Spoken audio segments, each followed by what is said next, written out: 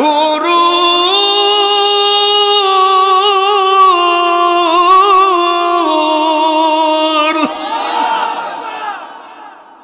এবার ডাক দিয়া কয় এ আব্বাস দেখছুনি এদের অন্তরে দয়া নাই মায়া নাই। আব্বাস রাদিয়াল্লাহু তাআলা আনহু ডাক দিয়া বলে ও আকা আমারে বিদায় দেন, আমিও যাব কারবালার জমিনে। আব্বাস রাদিয়াল্লাহু তাআলা আনহু যেই মাত্র বলছে আকা, কোনদিন হুসাইনকে ভাই কইয়া ডাক দেই নাই, সব সময় বলতেন আকা আকা। এবার ডাক দিয়ে বলে আকা আপনি আমারে বিদায় দেন, আমি যাব কারবালার ময়দানে। চোখের সামনে দুইটা জাদুমণি রে এমন ভাবে তারা শহীদ করে দিয়েছে, মেনে নেওয়া যায় না। ইমাম হুসাইন বলে আব্বাস তুমি হইলে আমার প্রধান সেনাপতি, তুমি গেলে কেমনে হবে? ইমাম আব্বাস বলেন ও আকা সৈন্য যদি না বাঁচে সেনাপতি থাকবো কার আশায়?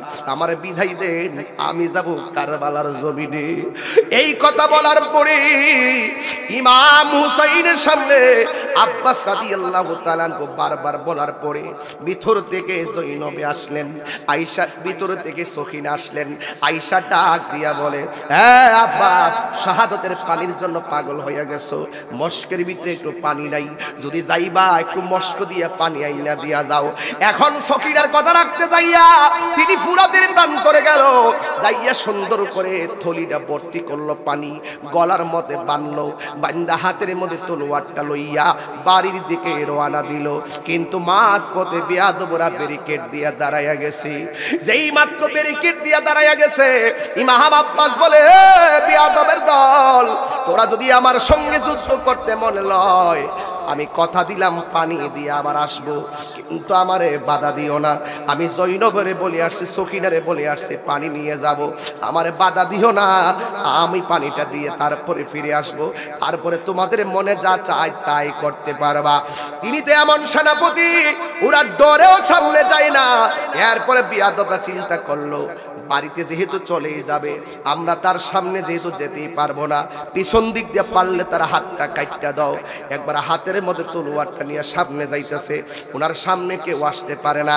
একটা বিয়াদব আব্বাস রাদিয়াল্লাহু তাআলা আনহু ডান হাতের মধ্যে এমন জোরে কূপ মারছে গো, সাথে সাথে ডান হাতটা কাটটা জমিনে পড়ে গেছে। এবার বাম হাতের মধ্যে তলোয়ারটা নিছে, বাম হাতটারে কূপ দিয়া মাটিতে ফালাইয়া দিছে, লাস্টে দাঁত দিয়া কামড় দিয়া তলোয়ারটা দইরা বাড়ির দিকে রওনা দিছে। এরপরে ওরা সিদ্ধান্ত নিল যেহেতু তাকে আটকানোই যায় না, একটা কাজ করো চোখের ভিতরে তীর ঢুকাইয়া দাও, রাস্তা ভুলে যাবে, বাড়িতে যেতে পারবে না। যেই কথা সেই কথা, ডান চোখের মধ্যে একটা হাতে দইরা তীর ঢুকাইয়া দিছে। বন্ধুরে যেই মাত্র চোখের ভিতরে তীর ঢুকাইয়া দিল, রাস্তাটা ভুইলা গেছে। বিয়াদবরা বুকের থলির মধ্যে একটা তীর মাইরা পানিটা মরুভূমির বুক বাসায়া দিছে।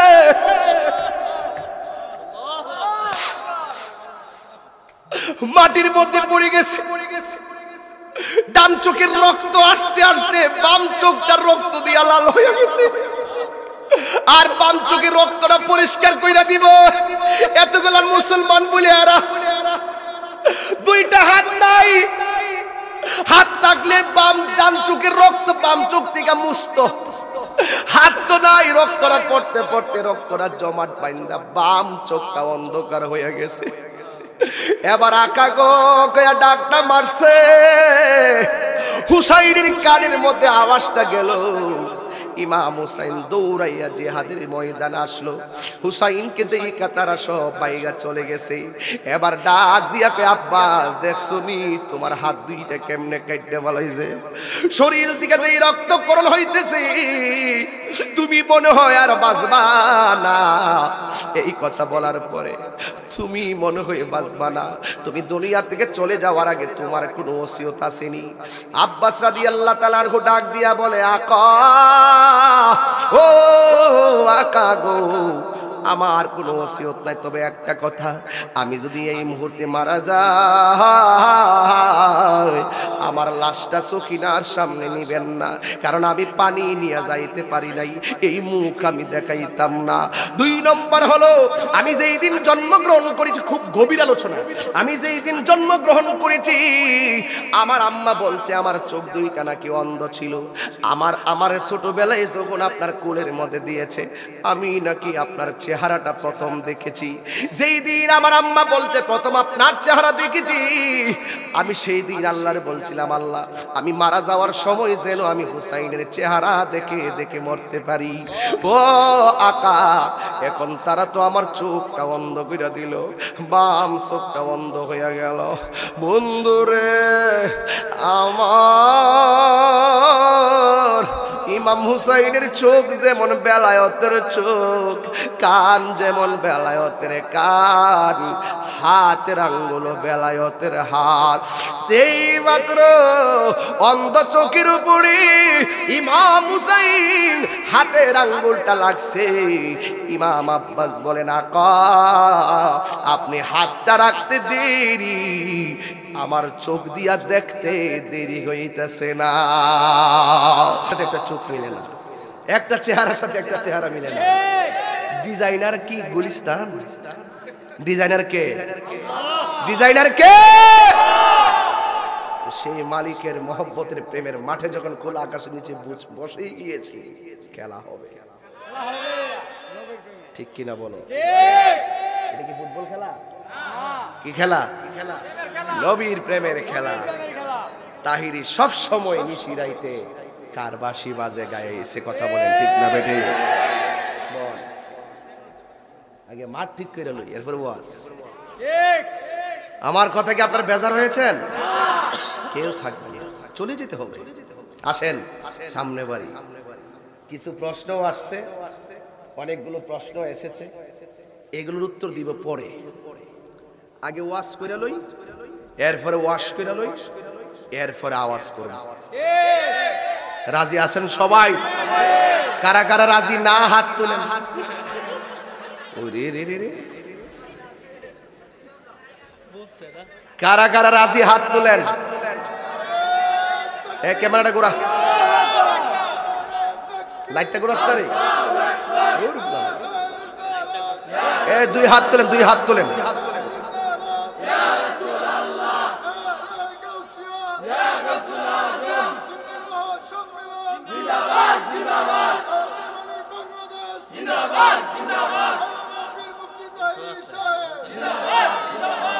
মারহাবা, জোরে গন। আমার কথা কি কেউ অসন্তুষ্টি হচ্ছেন? যাক, আলহামদুলিল্লাহ।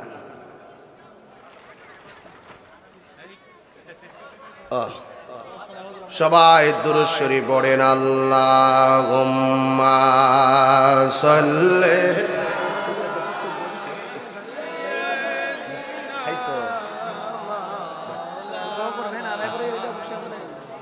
আচ্ছা ঠিক আছে।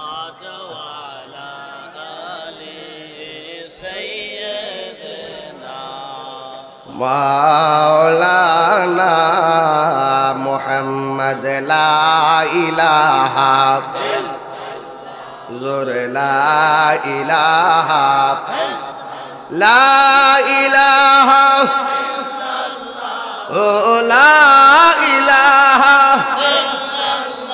ও লা ইলাহা, লা আল্লাহু আল্লাহু আল্লাহু আল্লাহু আল্লাহু লা ইলাহা ইল্লাল্লাহু মুহাম্মাদুর রাসূলুল্লাহ সাল্লাল্লাহু আলাইহি ওয়াসাল্লাম। একটা জবানও বন্ধ রাখবেন না, মহব্বতে মায়ার সুরে বলু সুবহানাল্লাহ। এ আমার যুবক ভাইরা, ও মুরব্বী বাবারা, কি দিয়া বুঝাবো এই জান্নাতের বাগান? কিভাবে জান্নাতের বাগান? যেই জায়গার মধ্যে বসে আমার নবীর আলোচনা হয়, যেই জায়গায় বসে আমার আল্লাহর গুণগান হয়, এই জায়গার জায়গা থাকে না, এই মাঠ আর মাঠ থাকে না, এই জায়গা হয়ে যায় জান্নাতের বাগান। কথা বলেন ঠিক কিনা? এই জান্নাতের বাগানে গুনাহগার আসছে, এই জান্নাতের বাগানে সুদখোর ঢুকছে, এই জান্নাতের বাগানে জিনাখোর ঢুকছে, এই জান্নাতের বাগানে 2 নম্বর 3 নম্বর ঢুকছে। ঢোকার মতন সুযোগ দিয়েছে কে? এখন আমার প্রশ্ন হলো, ঢোকার সময় আমরা অপরাধী হইয়া ঢুকলাম, আর এই মহামূল্যবান জায়গায় ঢোকার পরে যদি মনে মনে ভাবি যে আমার জীবনে গুনাহ করছি, আমি বড় অন্যায় করেছি, আমি এমন গুনাহ করছি আমার ভাই জানে না, আমি এমন গুনাহ করছি আমার বন্ধু জানে না, আমি এমন গুনাহ করছি একেবারে সে স্ত্রীকে নিয়ে থাকি আমার স্ত্রীও জানে না, বন্ধুর কাছে সব কথা শেয়ার করি কিন্তু গুনার কথা বলি না, ইনবক্সে পাসওয়ার্ড দিয়া রাখে কেউ যেন ঢুকতে না পারে, ঢুকলে আমার হোয়াটসঅ্যাপে ঢুকলে গোপন তথ্য ফাঁস হইয়া যাবে, মেসেঞ্জারে ঢুকলে আমার গোপন তথ্য ফাঁস হইয়া যাবে। এই পাসওয়ার্ড লাগাইয়া রাখি, স্ত্রী যদি আমার টাইমলাইন দেখেই ফেলে আমার ইজ্জত নষ্ট হবে, অশান্তি সৃষ্টি হবে।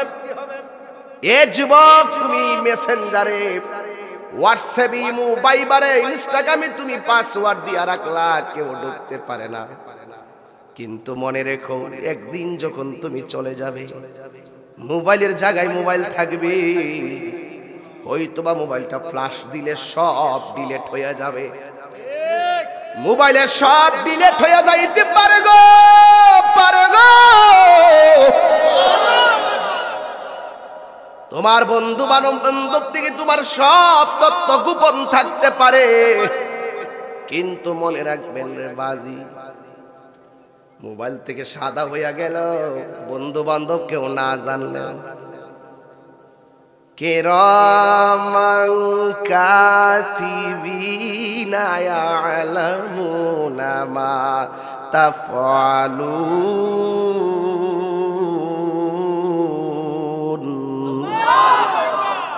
একটু মনিটর সাউন্ড তুই লাগে, মিষ্টি করে দে।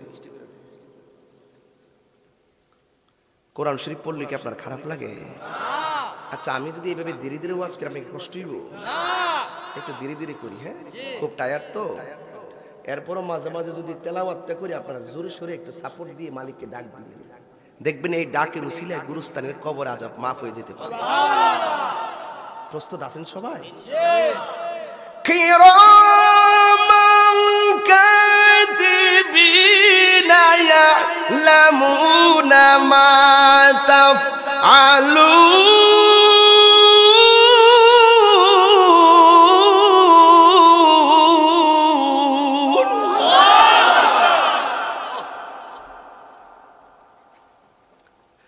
আমি বলছিলাম বন্ধু আমার পাসওয়ার্ড না জানতে পারে, আমি বলছিলাম বউ আমার পার্সোনালিটি মেসেজ না দেখতে পারে, আমি বলছিলাম মোবাইল থেকে সব ডিলিট হয়ে যাইতে পারে।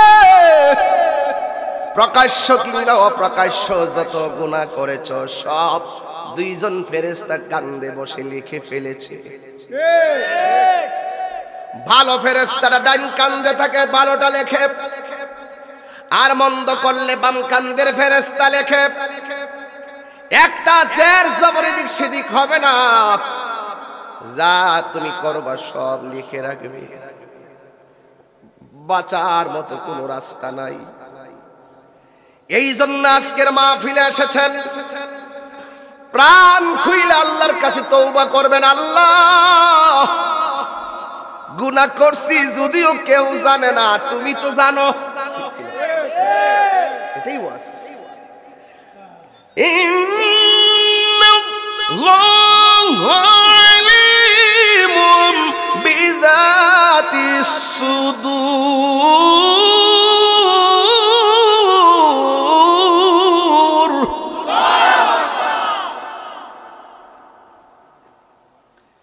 এই দুনিয়ার কেউ আমার মনের খবর জানে না,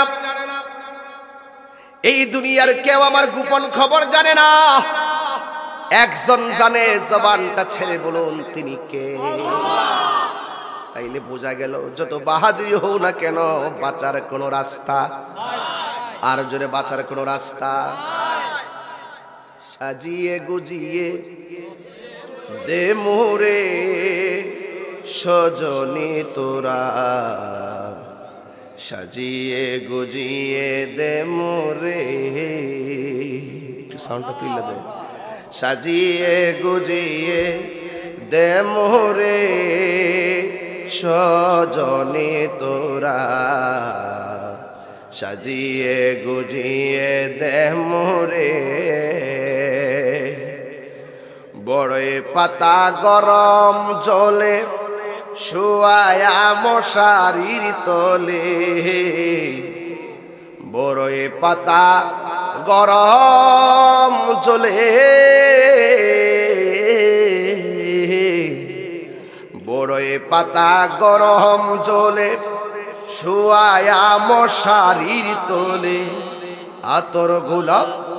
আতর গোলাপ চন্দন মেখে দে সজনী তোরা, সাজিয়ে গুজিয়ে দে মোরে, সাজিয়ে গুজিয়ে দে মোরে সজনী তোরা, সাজিয়ে গুজিয়ে দে মোরে।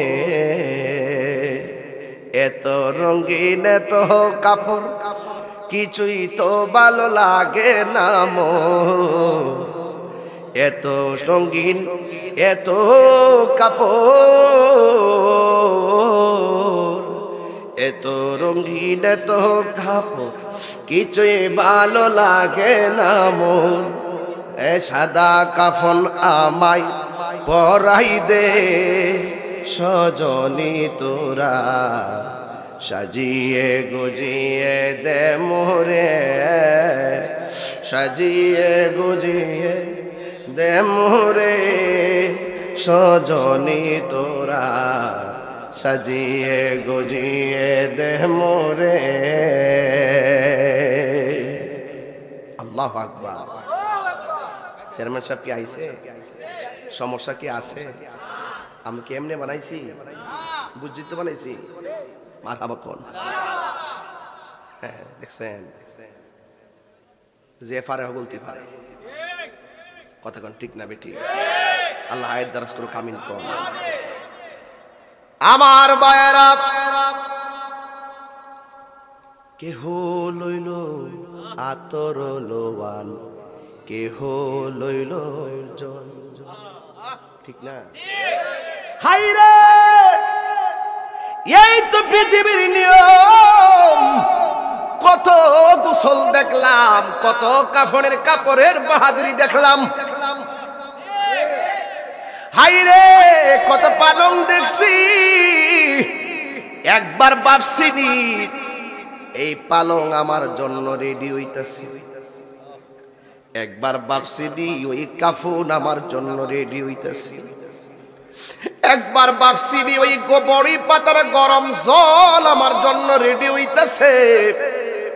যদি আমরা ভাবতাম জীবনেও আমরা গীবত করতাম না, যদি আমরা ভাবতাম জীবনে কোনোদিন মসজিদ চাইরা বাজারে যায় আড্ডা মারতাম না, যদি জানতাম কত পরশুদিনও দেখলাম বায়ে বায়ে সম্পদ দিয়া লাইগা এক ভাই আর এক ভাইরে মাইরা ফেলাইছে বিজয়নগর। আইরে যেই ভাইটা মারছে এখনো ভাইটা ঘুমাইতে পারে না, ভাই বরতন রক্তের বাঁধন, কিন্তু ভাইয়ের সাথে ভাই জিদ করে যদিও মাইরা ফেলাইছে, যে মারছে সে কিন্তু ঠিকই ঘুমাইতে পারতেছে। কামটা করলাম কি, কেমনে আমার ভাইটারে মারলাম? সম্পদ তো সম্পদের জায়গায় থাকবো, আমার ভাইটা তো শেষ হয়ে গেল। এই জন্য গুসার নাম হারাম, রাগের নাম হারাম, ধৈর্যের নাম ঈমান। কথা কোন ঠিক কিনা?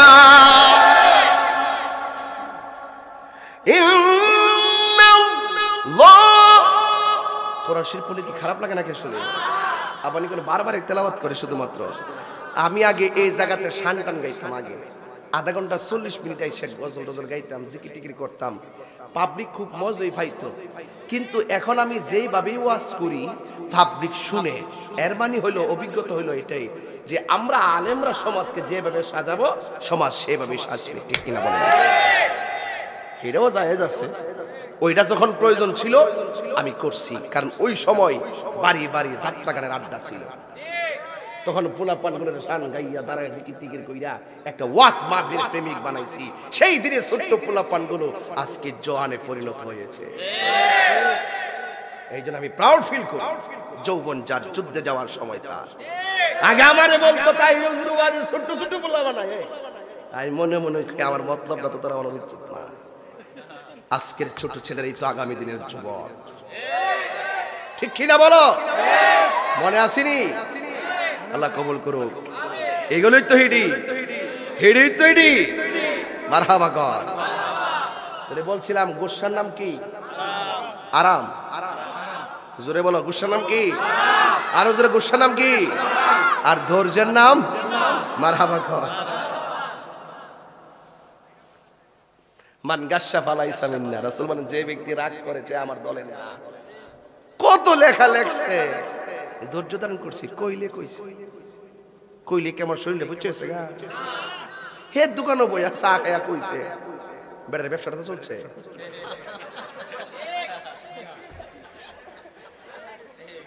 ব্যবসাটা চলছে না? আমার লাশ বদনাম না করতে, ব্যবসাটা চললে একবার রূপ করেছে তো। আর চা খাইতেছে, তাই রে আইছে কি আওয়াজ করবো না। আর আমি গেলাম ঘরের ভিতরে রান খাইতেছি।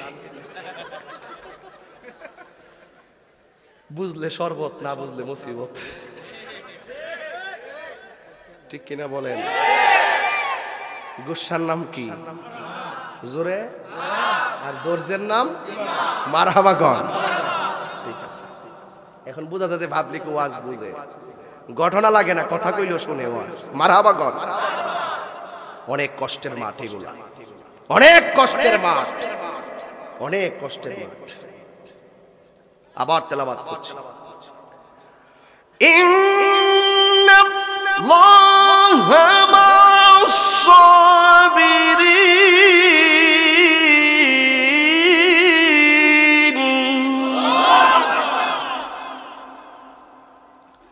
নিশ্চয়ই ধৈর্যশীলদের সাথে একজন আছেন, তিনি কে? দেখেন ওয়াজটা কই নিয়ে ঢুকতেছি। আবার আল্লাহ বলতেছেন وَلَنَبْلُوَنَّكُمْ بِشَيْءٍ مِّنَ الْخَوْفِ وَالْجُوعِ وَنَقْصٍ مِّنَ الْأَمْوَالِ وَالْأَنفُسِ وَالثَّمَرَاتِ وَبَشِّرِ الصَّابِرِينَ।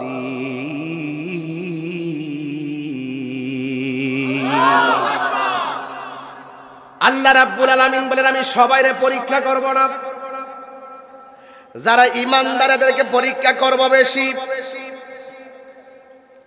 যারা ঈমানদার তাদেরকে ভয় দিয়া পরীক্ষা করব। একটু একটা ভয় লাগছিল না? পরীক্ষা পরীক্ষা অন ভয় ভাই যদি উঠে যেতে গা, তাহলে বোঝা গেল ধৈর্যের মাঠ থেকে তোমরা বাইরে গেছো। ধৈর্যশীলে বসে রইছেন, পুরস্কার পাইছেন।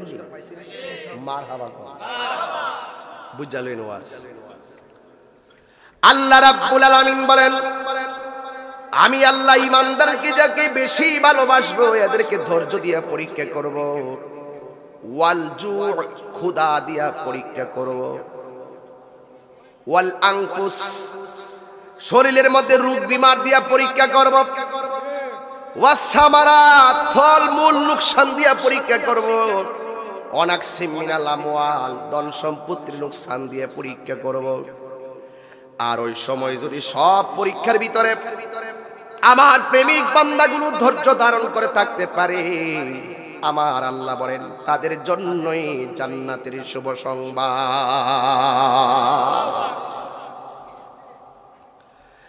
আল্লাযীনা ইযা আসাবাতহুম মুসিবাহ ক্বালু ইন্না লিল্লাহি ওয়া ইন্না ইলাইহি রাজিউন।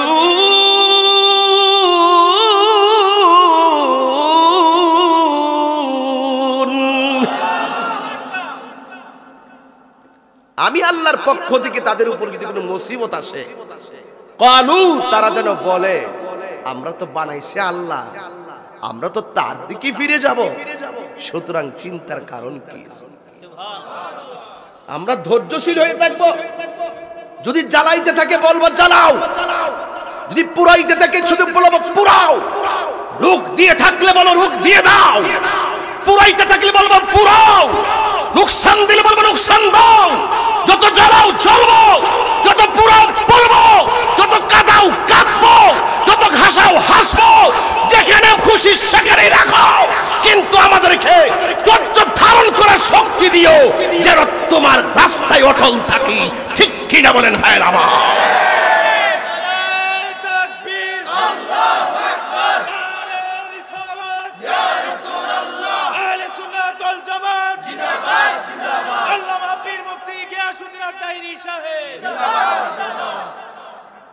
জ্বলতে চাই কি চাই না? জ্বলতে জ্বলতে আংরা হয়ে যান। এই পৃথিবীটা জ্বলার জায়গা, জলাঞ্জলির জায়গা, এই জায়গাটা পুরার জায়গা, এটা ক্ষণস্থায়ী জায়গা। এই জীবনের পর যেই জীবনটা আসতেছে এটা চিরস্থায়ী জায়গা। এই জায়গাটার মতো এই জায়গাটা নয়, এই দেশের ফলের মতো সেই ফল নয়, এই দেশের খাবারের মতো সেই দেশের খাবার নয়, এই দেশের দিনের মতো ওই দিন নয়, এই দেশের নিয়ামতের মতো সেই দেশের নিয়ামত নয়।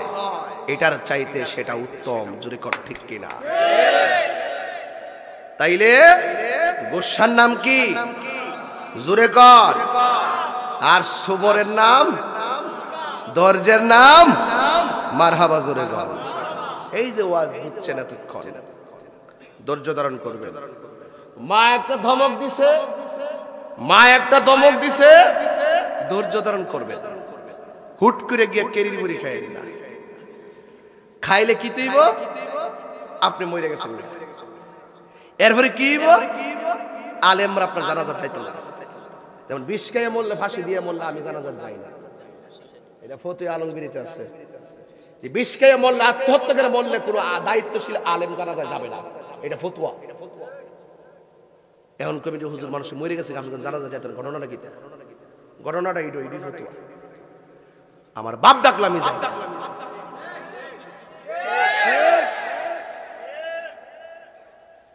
ফতোয়া হইল আলেমরা জানাজাত না যায় নীরব প্রতিবাদ করবে। এই মরাটা ভালো মরা না, এটা ঘৃণার মরা, এটা লাঞ্ছনার মরা।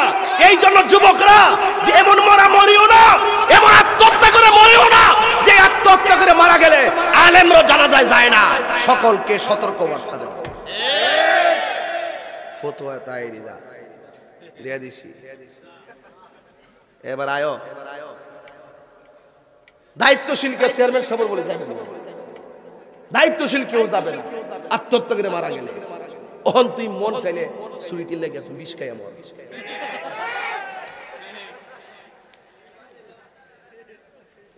বিষ খেয়ে মরে যায় প্রেমিকের ঘরে। প্রেমিকটা তুই বিষ খেয়ে মরবে হেমাদা, তাই 3 দিন পরে আরেকবার কাছে বিয়ে বুঝে পড়েছে।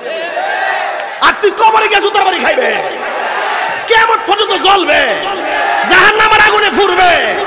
কিয়ামত নয়, সারা জীবন তুই এই ফাঁসি দিয়ে লড়বে, মরবে, লাগবে, মরবে, লাগবে, মরবে, লাগবে, মরবে। হাত তুলে বল ঠিক কি না বল?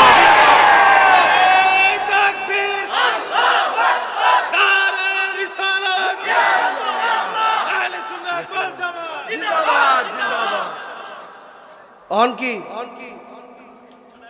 বিষ খেয়ে মরবা, ফাঁসি দিয়ে মরবা? প্রেমিকের ঘরে প্রেমিকটা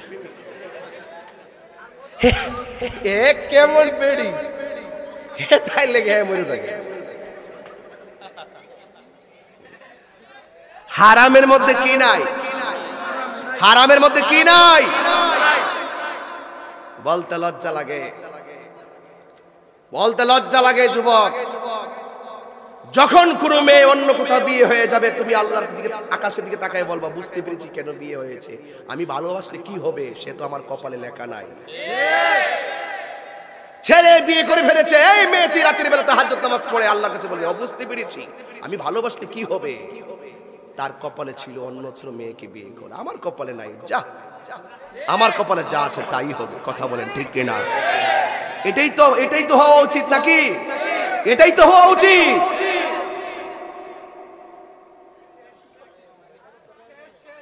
দশ মাস 10 দিন কিরে কিসে? ও আচ্ছা, ছবি তো তুলতেই পারে। আপনারা তো কারো বেশি বুঝেন। কি শেষ করে দিব নাকি আবার? কটা বাজে? 12টা। আচ্ছা, আর আধা ঘন্টা মারহাবা গান। আর লাস্টে আজকে জিকির হইব ইনশাআল্লাহ, জিকির হইব ইনশাআল্লাহ।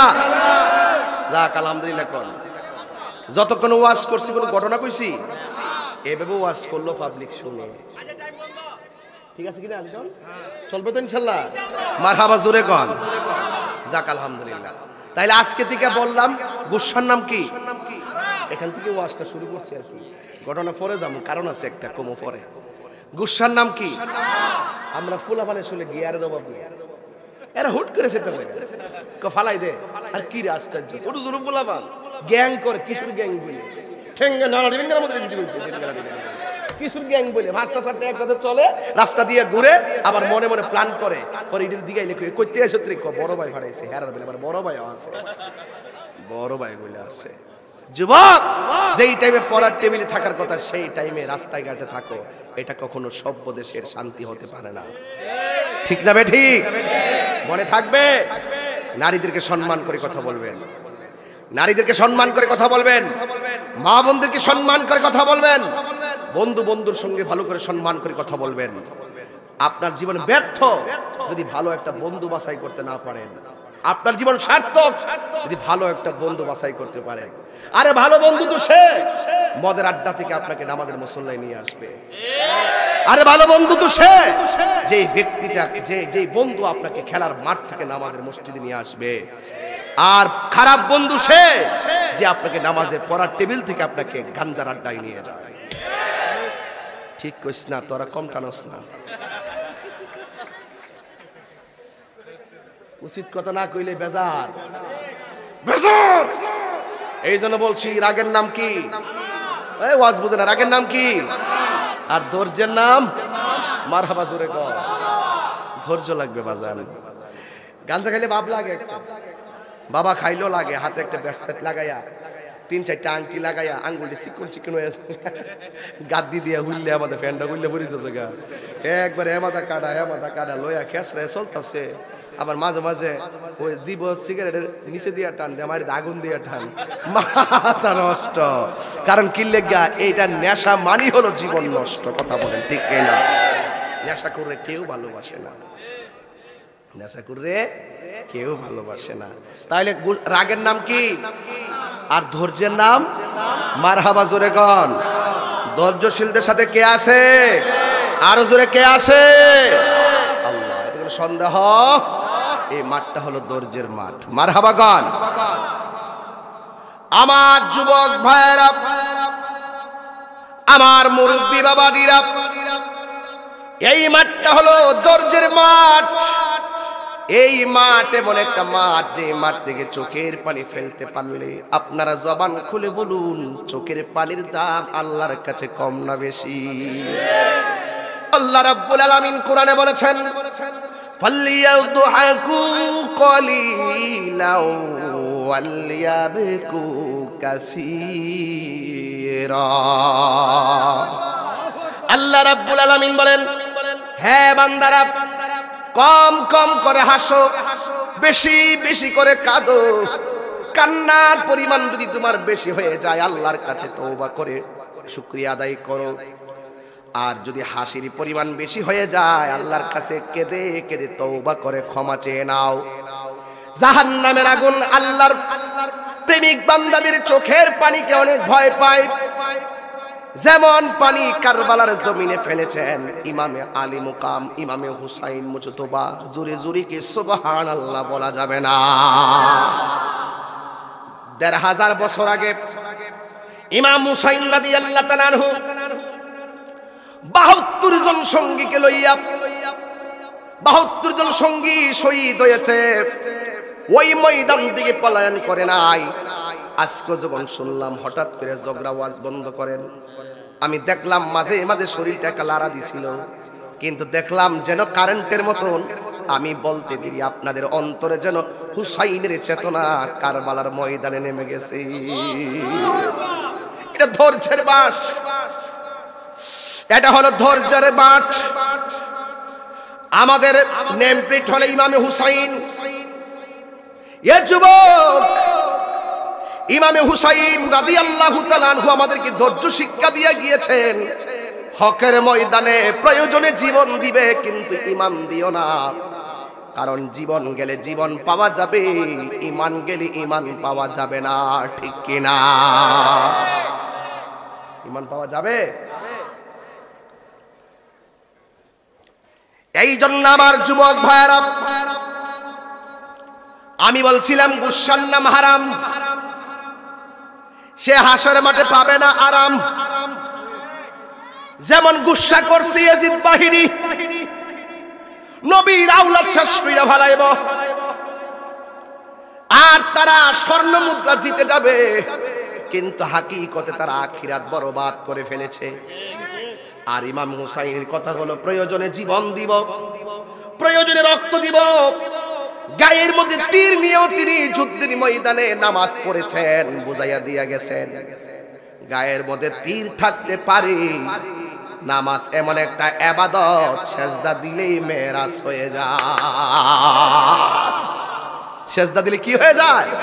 মেরাজ হয়ে যায়। অনেকে তো মনে করে কারবালার ঘটনা, হাই হুসেন কইলি বুঝি কারবালা হয়ে গেল। না, কারবালা শুধু ঘটনা নয়, কারবালা হলো চেতনা। ইসলাম জিন্দা হতা হয় হর কারবালা কে বাদ। ইসলাম জিন্দা হয়েছে কারবালার ঘটনার পরে। ইমাম হুসাইন বলছিল, শহর বারো, তুমি তাঁবুর ভিতরে যাও, নামাজ যেমন ফরজ, পর্দাও তেমন ফরজ। আর বলছিলেন, হে বিয়াদবের দলেরা, তোমারে মারবি, তোরা আমারে মারবি, কোনো অসুবিধা নাই, তবে আমার একটু সময় দে, আমি মন মতো 2 রাকাত নামাজ পড়ি। এই নামাজ দরকার আছে না নাই? এই জন্য আল্লাহ কোরআনে বলছেন, কি বলছেন? ইয়া আইয়ুহাল্লাযিনা আমানু ইসতাঈনু বিস-সাবরি ওয়াস-সালাহ। না,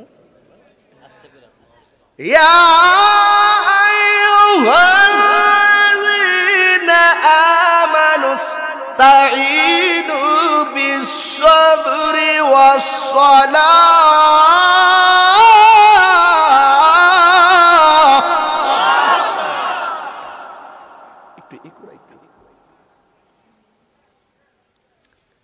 দেখেন আমি কি সুন্দর একটা তাফসীর করতেছি আজকে, মাথা ঠান্ডা আছে তো এই জন্য ঠান্ডা মাথায় ওয়াজ করতেছি। আগেই বলছে ঠান্ডা মাথায় ওয়াজ করেন, চিল্লাইতাম না। ইয়া আইয়ুহাল্লাযিনা আমানু, হে ঈমানদার বল। আচ্ছা, ডাকটা কেডা দিছে? আল্লাহ। কথা কোন একটু? আল্লাহ। কারে ডাক দিছে? ঈমানদার।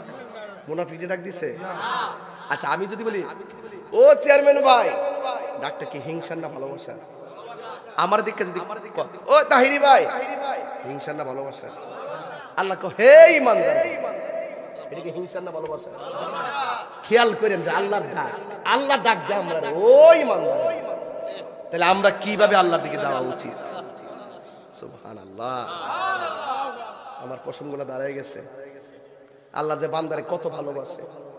আল্লাহ কয়, গলা পর্যন্ত আমি বানাইছি ফেরেশতা দিয়া, আর চেহারাটা আমি নিজের হাতে বানাইছি। এই চেহারাটার ভিতরে কান দিছি, কান দিয়ে সে আমার নাম শুনে। এই চেহারায় চোখ দিছি, এই চোখ দিয়ে সে আমার সৃষ্টি দেখে। এই চেহারায় আমি মুখ দিয়েছি, এই মুখ দিয়ে সে আমাকে ডাকে। হাত তুলে বলেন না মারহাবা। আপনারা কি বলছি? আমরা ব্যাখ্যা করতে জানি না, আমরা সরল ভাষায় ওয়াজ শুনি। একটু হাকিকত নিয়ে কথা বলতেছি আজকে বেশি। হাকিকত। মুর্শিদেরই নামটি ধরো, নিজেরই মানুষজন করো। একটা শান গাই, বৈরবের মানুষ তো একটু প্রেমও আছে আপনাদের শরীরে আমি জানি। এরপরে কয়া দিয়া যায়, আবার আয়না না কয়া দিয়া যায় গড় সিজনের ওয়াজ। মুর্শিদেরই নামটি ধরো, নিজেরই মানুষজন করো। এই ওজন করার মাপটা কি তা ওই কালিকা প্রসাদে দাঁড়িয়ে পাল্লাটা? আমি কইলাম নিজেরই মানুষ ওজন করে হয়ে গেছে কালিকা প্রসাদ দাঁড়িয়ে পাল্লার কাছে। এই ওজন করতে নিজের বিবেক দিয়া, কি দিয়া? রাত্রে ঘুমানিতে বুঝবেন কয়টা 2 নম্বরই করছে, ঘুমানিতে বুঝবেন আজকে কয়টা মালা কাম করছো। আল্লাহর ওলি, ফুলের কলি। মুর্শিদেরই নামটি ধরো, নিজেরই মানুষজন করো। বিসমিল্লাহকে চাপা রাখো হৃৎপিণ্ডের ভিতরে। 2 চোখের পানি দিয়া যাই কি পাওয়া তারে। ওর সাথে সাথে মন মহাজন, সাথে সাথে মন মহাজন কি না হইতে পারে। চলো মুর্শিদের দরবারে।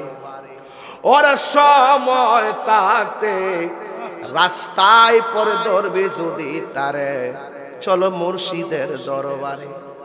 মুর্শিদ নামটি পরম ধন, করো তুমি তার সাধন। 3 পুরা তোর দন্য হবে এই কুলে সেই কুলে। 3 পুরা যে কইছি বুঝলে না মৌলবি? 3 পুরা মানে হলো মায়ের পেটে ছিলাম 10 মাস 10 দিন 1 পুরা। মনে বড় কষ্ট লাগে, যেই মার পেটের ভিতরে 10 মাস 10 দিন লাথি মাইরা মার ঘুম ভাঙ্গে ফলাইছি। যেই নারী আমার মা 10 মাস 10 দিন আমার পেটে রাখছে, রাইখা আমারে এমন ভাবে ত্যাগ স্বীকার কইরা প্রসবের সময় মার কলিজা লাথি মাইরা বেহুশ বানায় ফেলাইয়া আমরা দুনিয়ার আলো বাতাস দেখলাম। আজকে সেই সন্তান দুনিয়ার জমিনে এসে ফেসবুকে ভাইরাল করে নারীরা কিসে আটকাই। লজ্জা থাকা উচিত, লজ্জা থাকা উচিত, লজ্জা থাকা উচিত। কোথায় কোন কথা বলবেন সাবধানে বলবেন। এমুকের টাকার কাছে নারী আটকাইতে পারেনি, এমুকের ক্ষমতার কাছে নারী আটকাইতে পারেনি, এমুকের কণ্ঠের কাছে নারী আটকাইতে পারেনি, এমুকের ভালোবাসার কাছে নারী আটকাইতে পারেনি। যাদের নাম উল্লেখ করেছেন তারা কোন আদর্শ লালন করে সেটা দেখা উচিত ছিল। তারা কোন কি আদর্শ লালন করে সেটা দেখার উচিত ছিল। আপনি কয়েকজন এমন কিছু মানুষের নাম উল্লেখ করে আপনি প্রশ্নে এঁকে দিয়েছেন নারীরা কিসে আটকায়। আপনার বোঝা উচিত ছিল সেই নারীটাই আপনাকে 10 মাস 10 দিন গর্ভে রেখেছিল। অন্তত পক্ষে সেই মা যেই নারী সন্তানকে 10 মাস 10 দিন গর্ভে ধারণ করে, সেই নারীকে আমরা যথাযথ মূল্যায়ন করতে পারি না। কথা বলেন ঠিক কি না? বলা মূল্যায়ন করতে শিখেন, তাহলে আপনি সেই নারীর প্রেমে আটকে যাবেন। তাকে আটকাইতে হবে না, আপনি তো সম্মান দিয়ে তাকে চাদর আবৃত করে রাখবেন।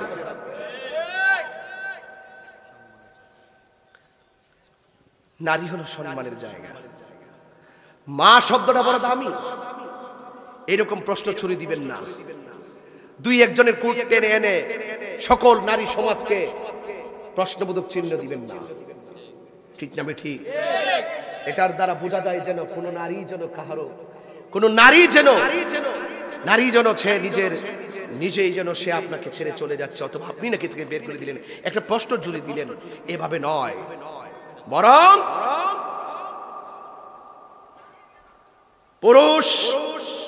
পুরুষ নারীকে মমতার ভালোবাসার চাদর দিয়ে আবৃত করে রাখবে, আর নারী পুরুষকে মমতার স্যান্ডেল পরিয়ে দিবে। কখন? যদি আপনার সেখানে ইহকাল পরকালের কল্যাণের চিন্তা থাকে। বুগে সুখ নাই, ত্যাগেই সুখ। কথা বলেন ঠিক না ঠিক? সন্দেহে সংসার টিকে না, সংসার টিকে ভালোবাসায়। ভালোবাসা যখন থাকবে না, আন্তরিকতা যখন থাকবে না, ইহকাল পরকালের চিন্তা যখন থাকবে না, XYZ যে কোনো সময় পাপ পিছলে যেতে পারে।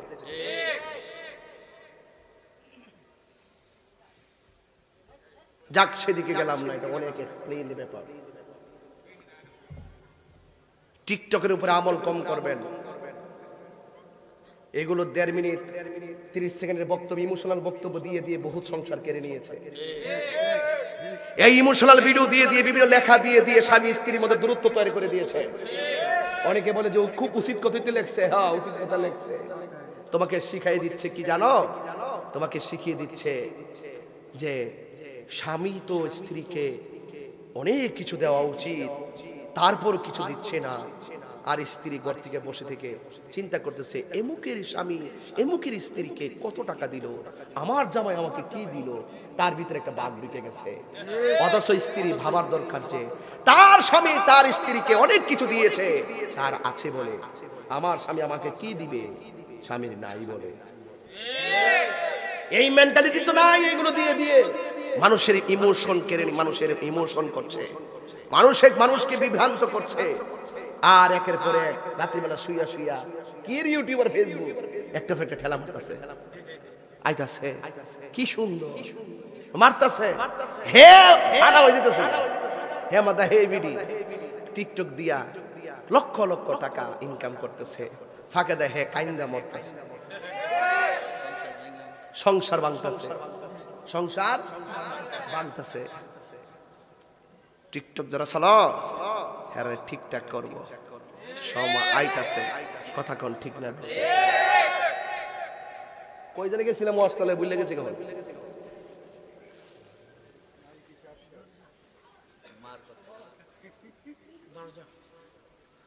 দরজা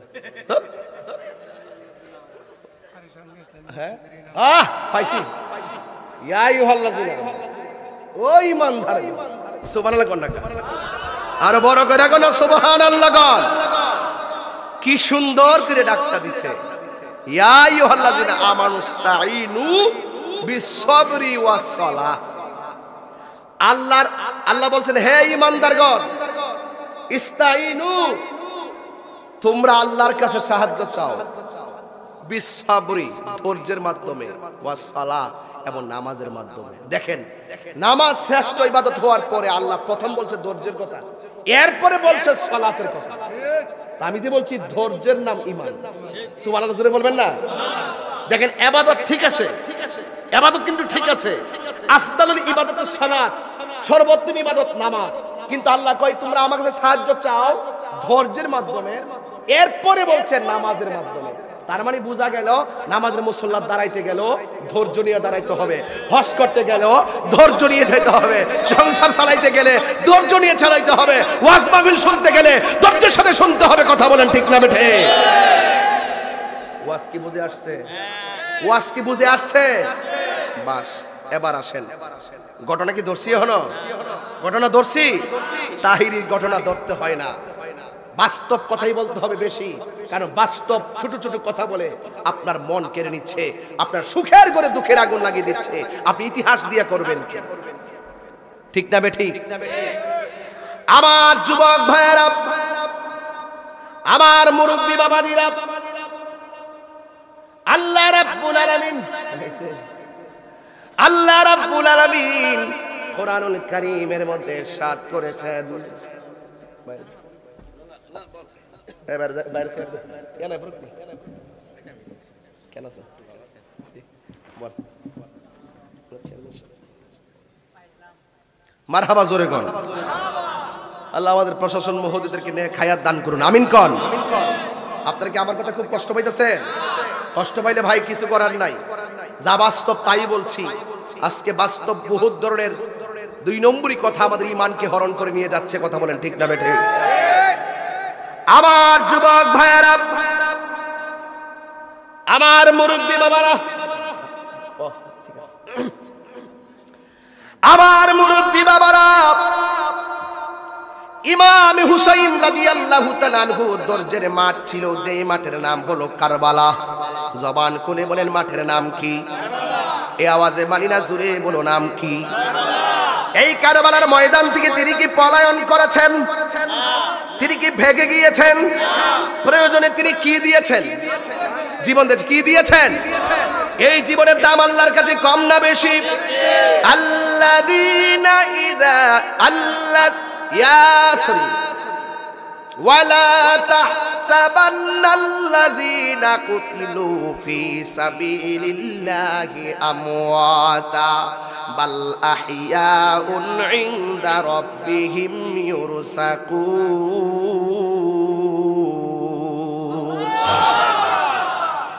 আল্লাহ রাব্বুল আলামিন বলেন, আমি আল্লাহকে ভালোবেসে যারা জীবন দেই, আমি আল্লাহকে ভালোবেসে যারা ধৈর্য ধারণ করে, আমি আল্লাহকে ভালোবেসে যারা হকের জন্য জীবন দেয়, ওরা মরা নয়, ওরা হলো জিন্দা। শুধুমাত্র জিন্দা নয়, আমি আল্লাহ জান্নাত থেকে তাদের কবরে খাবার পাঠায়া দে। জীবন দিতে গেলে ধৈর্য লাগেনি?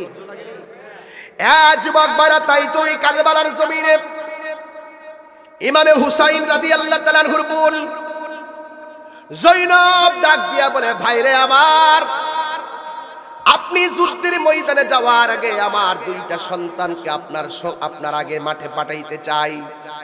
একজনের নাম হলো আউন, হলো মুহাম্মদ। নাম কি? আউন আর মুহাম্মদ।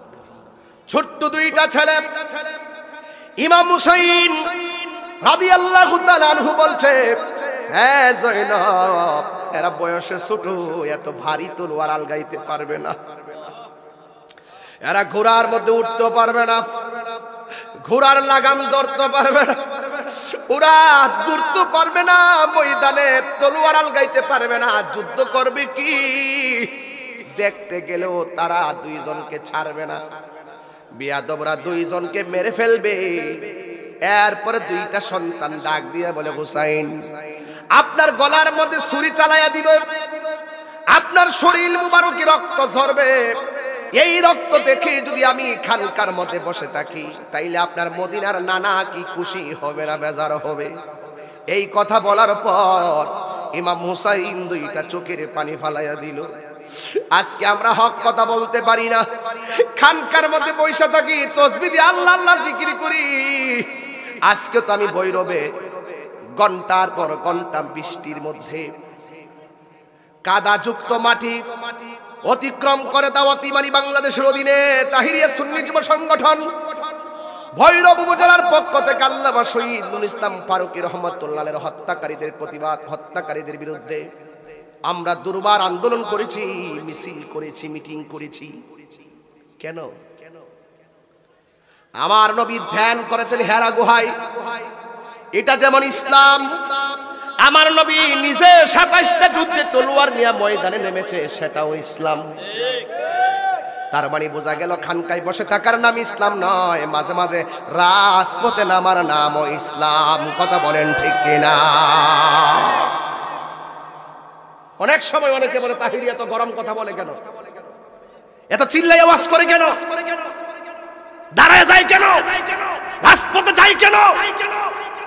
আমি তাত্ত্বিক কণ্ঠে আজকে ভৈরবের জমিনে বলতে চাই, এখনো যদি কেউ কোরআনের বিরুদ্ধে কথা বলে, আমার নবীর বিরুদ্ধে কথা বলে, কোরআনের বিরুদ্ধে কথা বলে, আউলিয়া কিরামের বিরুদ্ধে কথা বলে, আল্লাহর জাত সিফাতের বিরুদ্ধে কথা বলে, আমি তাহিরি হাসতে হাসতে রাজপথে আন্দোলন করতে করতে জীবন দিয়ে দিব।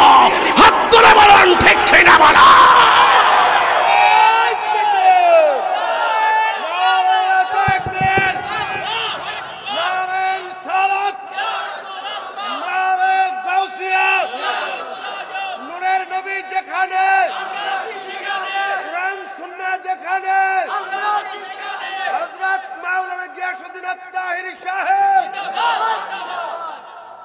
আপনার মন কি বলে? ঘরে বসে থাকবেন? এই ঘরে বসে থাকবেন? আমার বাপের গালি দিলে অসুবিধা নাই, আমার মার গালি দিলে অসুবিধা নাই, আমার বংশধুল্লাহ গালি দিলে অসুবিধা নাই, কিন্তু আমার নবীর বিরুদ্ধে কেউ কথা বললে তাকে ছাড় দেওয়া যাবে না। কোরআনের বিরুদ্ধে কেউ কথা বললে তাকে ছাড় দেওয়া যাবে না। আল্লাহর জাত সিফাতের বিরুদ্ধে কথা বললে ছাড় দেওয়া যাবে না। আপনি যদি সেই প্রাককালে ঘরের মধ্যে ঘুমিয়ে থাকেন সরিষার তেল দিয়ে, মনে রাখবেন আপনি জমানার শ্রেষ্ঠ মুনাফিক। এই যুবক, আপনাকে বলছি, জাগ্রত হতে হবে। এখন অনলাইনের যুগ, ঘরে ঘরে ইউটিউবের মাধ্যমে মানুষ ঈমানকে নষ্ট করছে। এই ওয়াজ করে কত পাবলিকরে বোঝাবো? আজকে অনেকেই তো ওয়াজ মাহফিল নিয়ে কত অ্যালার্জি। আজকে কি বুঝাবো আপনাদেরকে? এই অনলাইন আইসা ইউটিউব আইসা ঘরে ঘরে ঢুকাই দিছে, ছোট ছোট বক্তব্য দিয়া দিয়ে বেজার লাগাই দিছে। আমি কি বুঝাইতাম কোন আপনাদেরকে?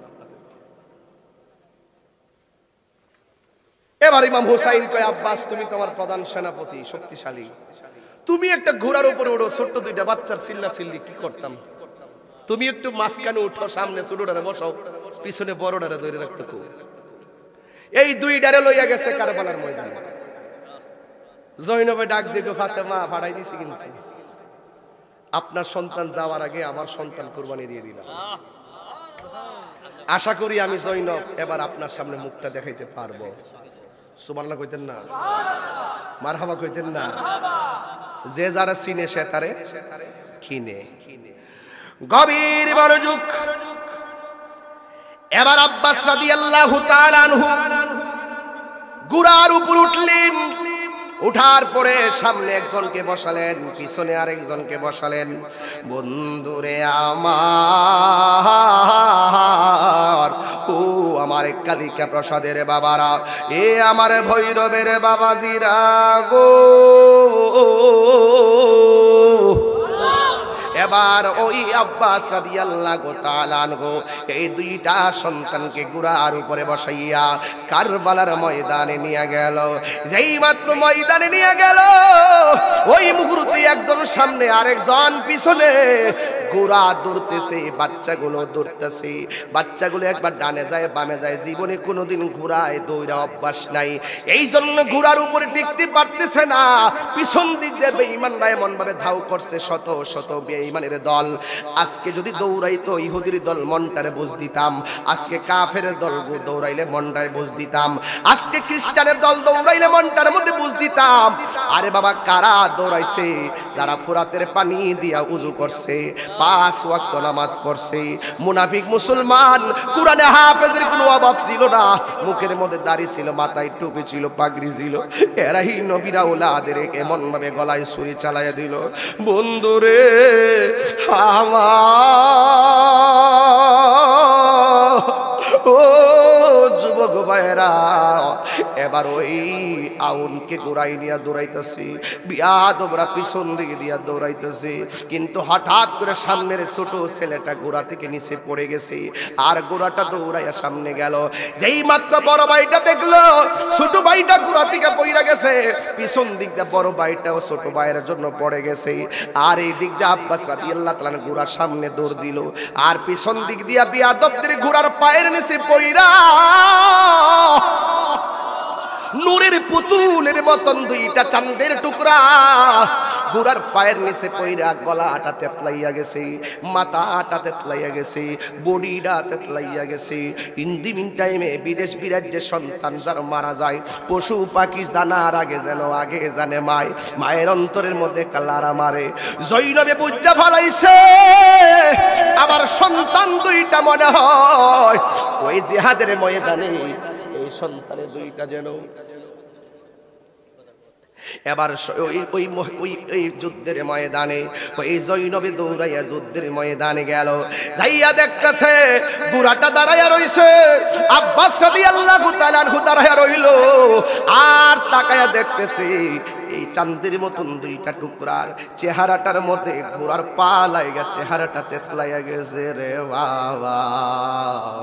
এবার বডিটা এমন ভাবে তেতলাইয়া গিয়েছে, রক্তাক্ত হইয়া বালুর মধ্যে পড়ে আছে, বালুর সঙ্গে রক্তগুলা মিশে ডাইবা গেছে।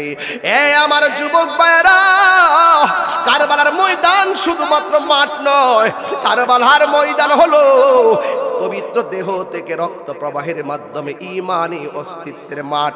এই মাঠের মধ্যে দুইটা ছেলে, একটার পাশে আরেকটা পড়ে আছে। ও যুবকের দল, একজনের পাশে আরেকজনের পড়ে আছে। ওই মুহূর্তে জৈনব আয়েশা সন্তানের পাশে দাঁড়াইলো। আমি তাহিরের আম্মা যদি কালিকা প্রসাদে আসে আর ব্রিজের উপরে যদি আমার গলা কাটা লাশটা পায়, আমার আম্মা চোখের পানি ফালাইয়া কাঁদবে। আমার ছেলেরে মারলো কেডায়, আমার ছেলেরে ছেলে কে গলা কাটলো। কিন্তু জৈনবে কারবালার ময়দানে যাইয়া দুইটা সন্তান রে দেইকা মুস্কি মুস্কি হাসতেছে। এবার আব্বাস ডাক দিয়া কয়, ও জৈনব, সন্তান দেইকা আপনি মুস্কি মুস্কি হাসতেছেন কেন কেন? আবার জৈনব মুস্কি আইসা ডাক দিয়ে বলে, হে আব্বাস, মার সন্তান রে আমি যখন যুদ্ধের ময়দানে পাঠাইছি, আমি ছিলাম শুধুমাত্র আউন আর মোহাম্মদের মা। আমি এখন যুদ্ধের মাঠে আইসা দেখি আমার দুইটা সন্তান চিরদিনের জন্য বিদায় হইয়া গেছে। আজকে আমি আউনের মা, মোহাম্মদের মা নয়, আজকে আমি যুদ্ধের ময়দানে শহীদের মা হইয়া আগমন করেছি। আর জোরে জোরে কি আল্লাহু আকবার বলা যাবে না? পাতলা গেছে আমার যুবক ভাইয়েরা। এবার আউন একটা পাশে, মোহাম্মদ আর এক পাশে, দুইটা বাচ্চার মাঝখানে জৈনবে লম্বা হইয়া শাড়ির আঁচল বিছাইয়া শুইয়া গেছে। আসমানের দিকে তাকাইয়া ডাক দিয়া কয়, আল্লাহ, আমার জাদুমণি তোমার দরবারে কবুল হইছে। এবার আব্বাস রাদিয়াল্লাহু তাআলা দুইটা সন্তানের গোড়ার মধ্যে পেটটা ফালাইয়া শুয়াইয়া থেতলাইয়া থেতলাইয়া ইমাম হুসাইনের দরবারে নিয়ে গেল। যেই মাত্র নিয়ে গেছে রে বাবা, ইমাম হুসাইন আর বরদাস্ত করতে পারে না। এবার ডাক দিয়া কয়, এ আব্বাস, দেখছুনি এদের অন্তরে দয়া নাই, মায়া নাই। আব্বাস রাদিয়াল্লাহু তাআলা আনহু ডাক দিয়া বলে, ও আকা, আমারে বিদায় দেন, আমিও যাব কারবালার জমিনে। আব্বাস রাদিয়াল্লাহু তাআলা আনহু যেই মাত্র বলছে আকা, কোনদিন হুসাইনকে ভাই কইয়া ডাক দেই নাই, সব সময় বলতেন আকা আকা। এবার ডাক দিয়ে বলে, আকা, আপনি আমারে বিদায় দেন, আমি যাব কারবালার ময়দানে। চোখের সামনে দুইটা জাদুমণি রে এমন ভাবে তারা শহীদ করে দিয়েছে, মেনে নেওয়া যায় না। ইমাম হুসাইন বলে, আব্বাস, তুমি হইলে আমার প্রধান সেনাপতি, তুমি গেলে কেমনে হবে? ইমাম আব্বাস বলেন, ও আকা, সৈন্য যদি না বাঁচে সেনাপতি থাকবো কার আশায়? আমার বিদায় দেন, আমি যাব কারবালার জমিনে। এই কথা বলার পরে ইমাম হুসাইনের সামনে আব্বাস রাদিয়াল্লাহু তাআলা বারবার বলার পরে ভিতর থেকে জৈনবে আসলেন, আয়েশা ভিতর থেকে সখিনা আসলেন।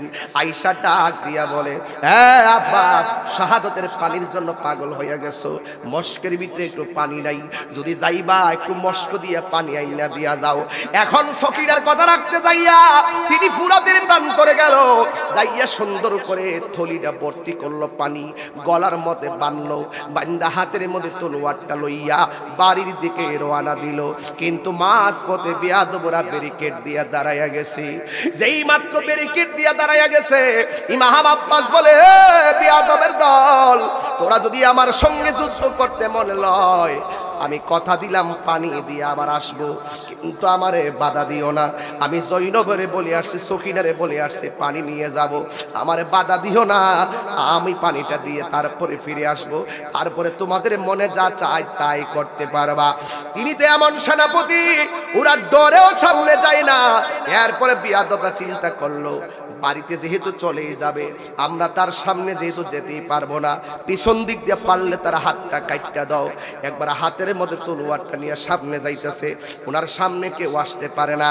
একটা বিয়াদব আব্বাস রাদিয়াল্লাহু তাআলা আনহুর ডান হাতের মধ্যে এমন জোরে কূপ মারছে গো, সাথে সাথে ডান হাতটা কাটটা জমিনে পড়ে গেছে। এবার বাম হাতের মধ্যে তলোয়ারটা নিছে, বাম হাতটারে কূপ দিয়া মাটিতে ফালাইয়া দিছে, লাস্টে দাঁত দিয়া কামড় দিয়া তলোয়ারটা দইরা বাড়ির দিকে রওনা দিছে। এরপরে ওরা সিদ্ধান্ত নিল, যেহেতু তাকে আটকানোই যায় না, একটা কাজ করো, চোখের ভিতরে তীর ঢুকাইয়া দাও, রাস্তা ভুলে যাবে, বাড়িতে যেতে পারবে না। যেই কথা সেই কথা, ডান চোখের মধ্যে একটা হাতে দইরা তীর ঢুকাইয়া দিছে। বন্ধুরে,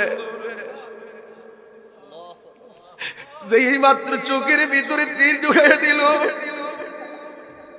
রাস্তাটা ভুইলা গেছে। বিয়াদবরা বুকের থলির মধ্যে একটা তীর মাইরা পানিটা মরুভূমির বুক বসাইয়া দিছে।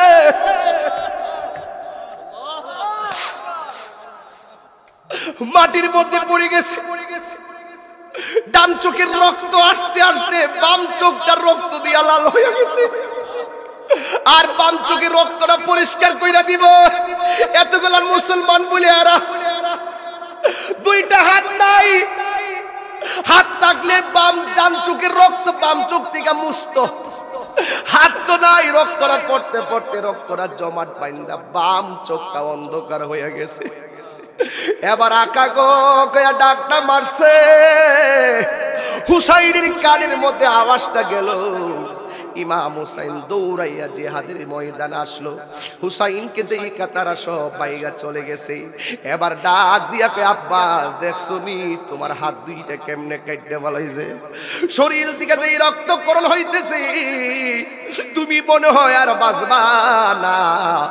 এই কথা বলার পরে তুমি মনে হয় বাঁচবা না, তুমি দুনিয়া থেকে চলে যাওয়ার আগে তোমার কোনো ওসিয়ত আসেনি।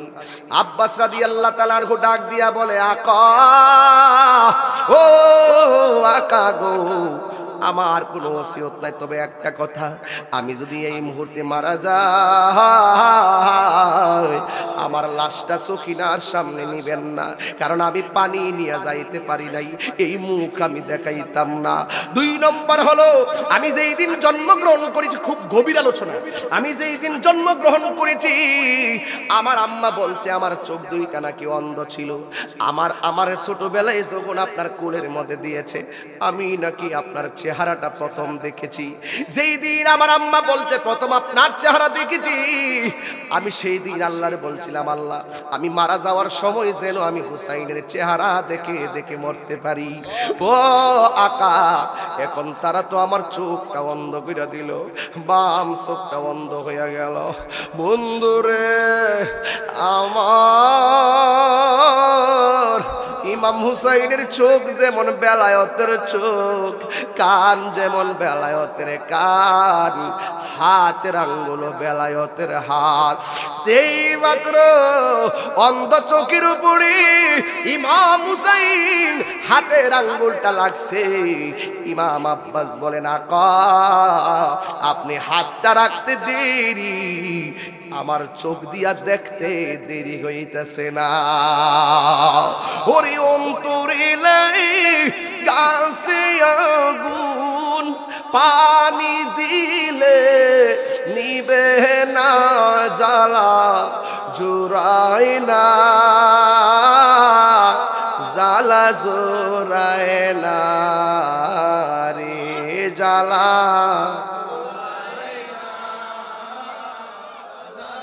জোড়ায় না রে। সবাই কন্যা ওরে অন্তরে লাই গাছে আগুন, অন্তরে লাই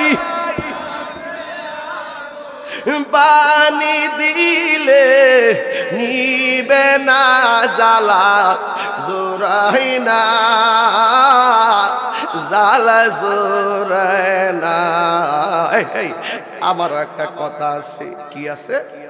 ইমাম হুসাইন কে আব্বাস তুমি যেমন কথা কইছো আমারও কথা আছে। কয় কি?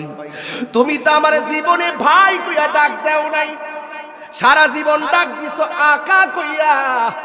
আজকে দুনিয়া থেকে বিদায় হওয়ার আগে আমার প্রাণ বইরা একবার বাইরে কইয়া ডাকটা দাও।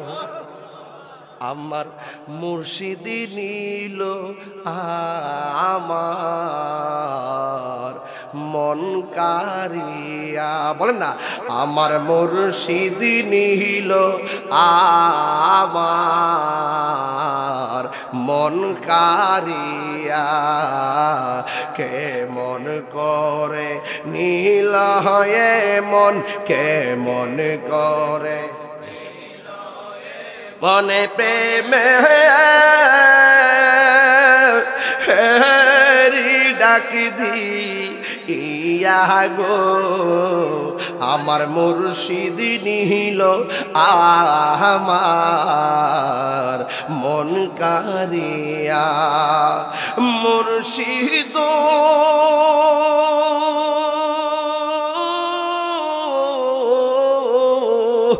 আমারি মন কর লাগহরণ, কি রূপ ও দেখাইয়া সেই রূপের ঝলকে আমার, সেই রূপের ঝলকে আমার কি যে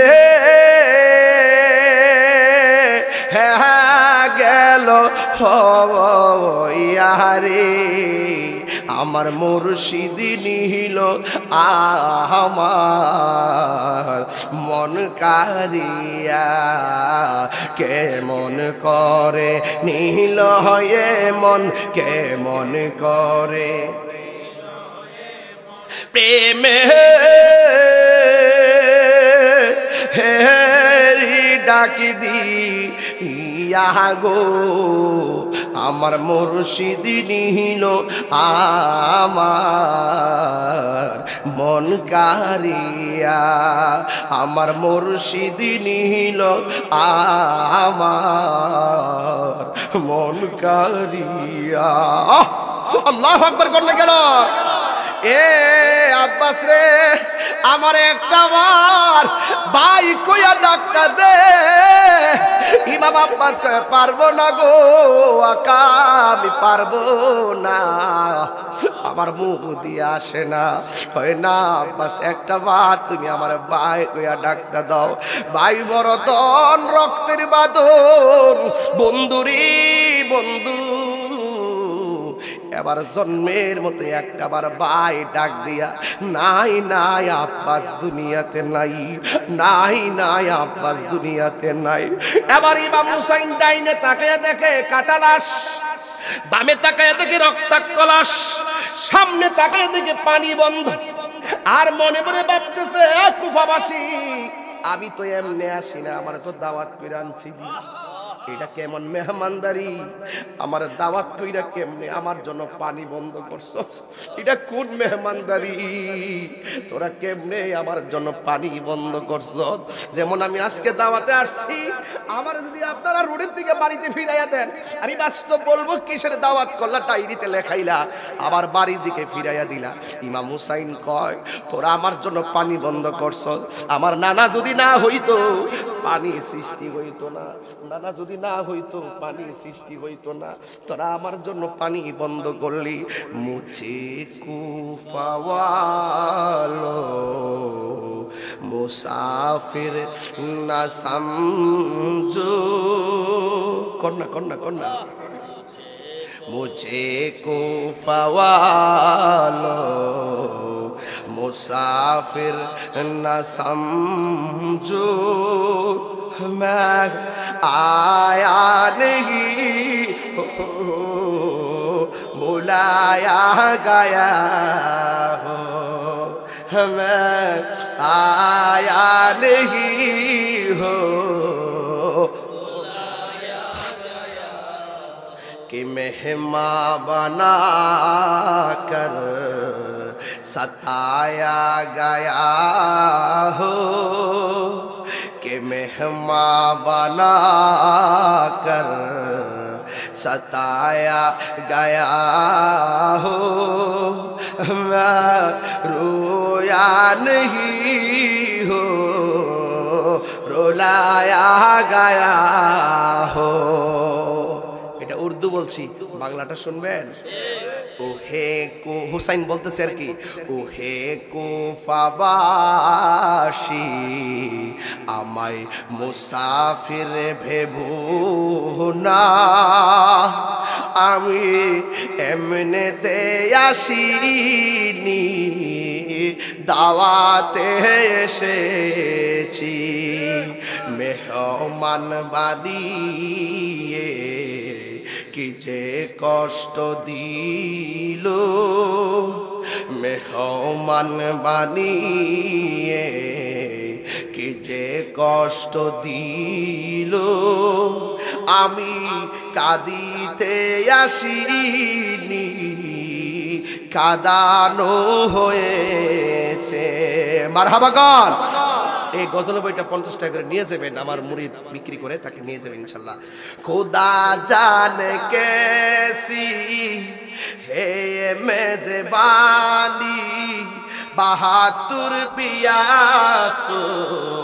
काहे बंद पानी मुकद्दर में है हौज़े कौसर का पीना मैं प्यासा नहीं हो पिलाया गया हो এটার বাংলাটা হলো अल्लाह जाने एक मन मेहमानदारी 72 পিপাসায় পানি বন্ধ করি কপালে ছিল মোর পাবো হাউজে কাউসার আমি তৃষ্ণার তো নয় বানানো হয়েছে झुका था जो सर्वा रे गाहे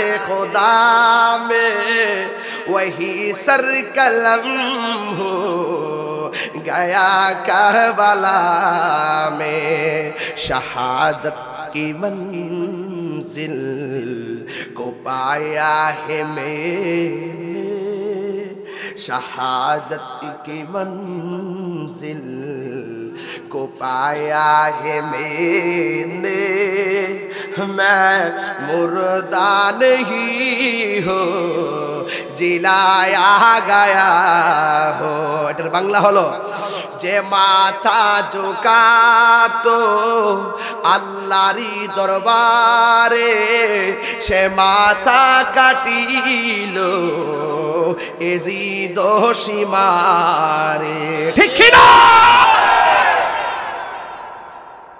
যে মাথা ঝুঁকাতো আল্লাহরই দরবারে সে মাথা কাটিল এজিদ সীমারে শাহাদত কি মঞ্জিল শাহাদতের মর্যাদা লাভ করেছি আমি মরেছি এমন নয় জিন্দা হয়েছি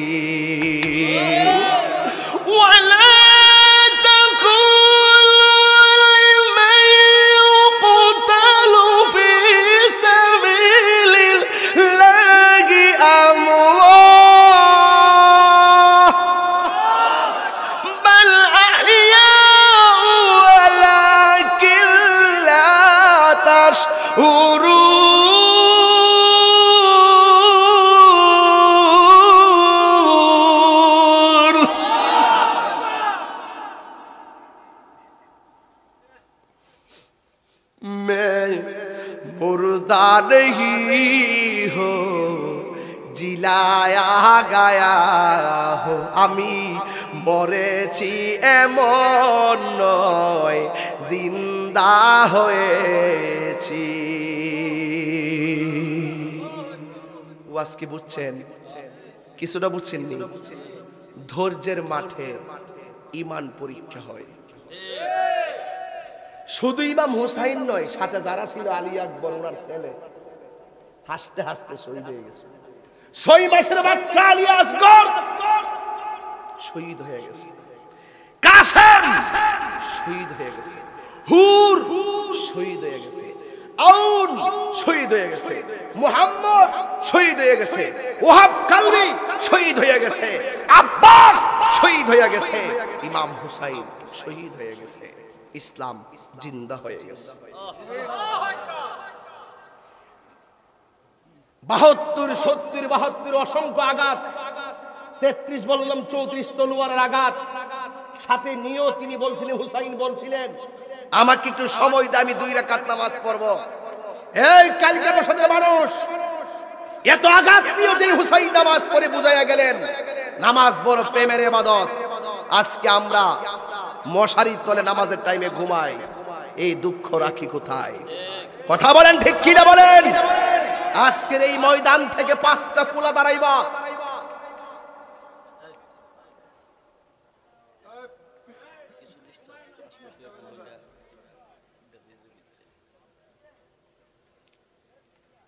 হ্যাঁ আমার বালা করেছি আমি খুব ভালো কিন্তু আদবরে সম্মান করি বেয়াদবরা সম্মান করি না, সাবধান বলে দিলাম। তুমি হয়তো হাসবা, গল্প করবা, আল্লাহ যদি বেজার হয়ে যায় তোমার ভবিষ্যৎ অন্ধকার হয়ে যায়।